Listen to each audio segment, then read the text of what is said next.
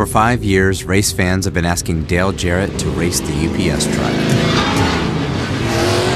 Last year, Dale said yes. Now all he needed was one fast truck. In the fall of 2005, UPS assembled a team of experts led by Mike Ryan, world-class stuntman and nationally known builder of stunt vehicles and champion Pikes Peak racing trucks.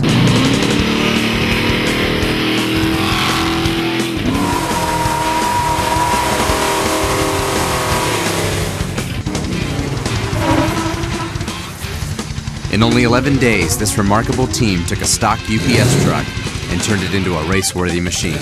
For updates about UPS racing, visit racing.ups.com and watch for the finished commercials during NASCAR races this season.